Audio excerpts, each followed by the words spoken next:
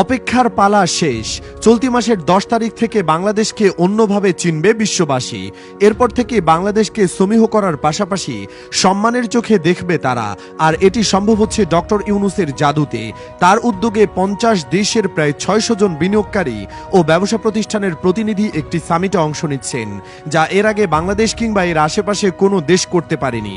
ইতিমধ্যে বিভিন্ন দেশের জায়ান্ট বিনিয়োগকারী প্রতিষ্ঠান আমাদের দেশে বিনিয়োগের আগ্রহ দেখাচ্ছে। এই সম্মেলনে বিশ্বব্যাংক এবং নাসার মতো প্রতিষ্ঠানের সাথে চুক্তি সইয়ের সম্ভাবনা রয়েছে। যদি এভাবেই চলতে থাকে তবে দেশের নতুন নতুন কাজের ক্ষেত্র তৈরি হবে। এর পাশাপাশি অচিরেই বাংলাদেশ আসিয়ান জোটের সদস্য হতে পারে বলে সম্ভাবনা তৈরি হয়েছে। শুধু তাই নয়, অনেক দেশের অ্যাম্বাসিও বাংলাদেশে চলে এসেছে। আর এসব সম্ভব হয়েছে ছাত্র জনতার একজোট হয়ে গড়ে তোলা গণ অভ্যুত্থানের মধ্য দিয়ে, যার জন্য জাতি প্রফেসর ডক্টর মোহাম্মদ ইউনূসের মতো একজন ব্যক্তিকে বাংলাদেশের প্রধান উপদেষ্টা হিসেবে পেয়েছে।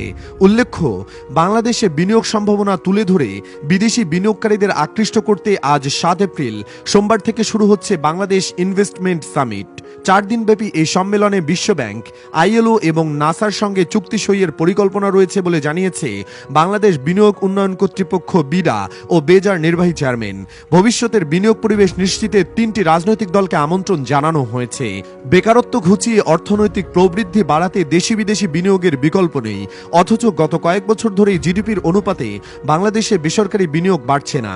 অন্তর্বর্তী সরকার দায়িত্ব নেওয়ার পর বিনিয়োগ বাড়ানোর দিকে জোর দিচ্ছে।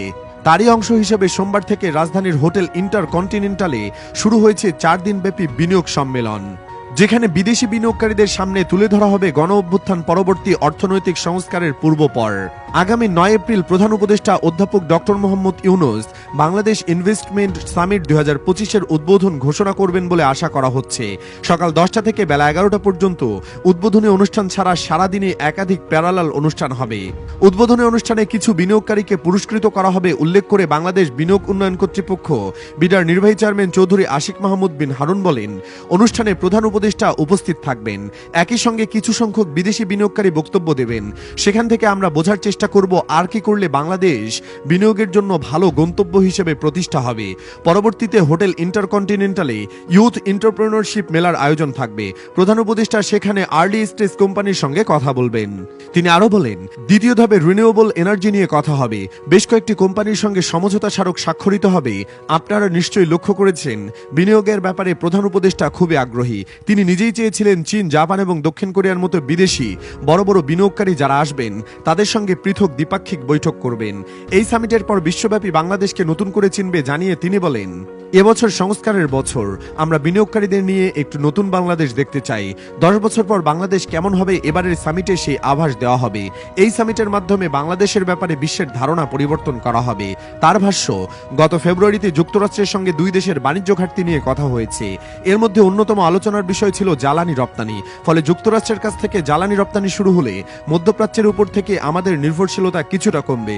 ফলে দেশে ব্যবসার ক্ষেত্রে জ্বালানির ঘাটতি কিছুটা কমবে। উল্লেখ্য, সামিটে বিশ্বের 50টি দেশের 600 জনের বেশি বিনিয়োগকারী ও ব্যবসা প্রতিষ্ঠানের প্রতিনিধি অংশ নিয়েছেন। সামিটে অংশ নিয়েছেন 7 ও 8 এপ্রিল সম্ভাব্য বিনিয়োগকারীদের চট্টগ্রাম ও নারায়ণগঞ্জের বিশেষ অর্থনৈতিক অঞ্চল পরিদর্শন করানো হবে। এছাড়াও বড় উদ্যোক্তাদের সঙ্গে বিশেষ বৈঠক করবেন প্রধান উপদেষ্টা ডক্টর মোহাম্মদ ইউনূস।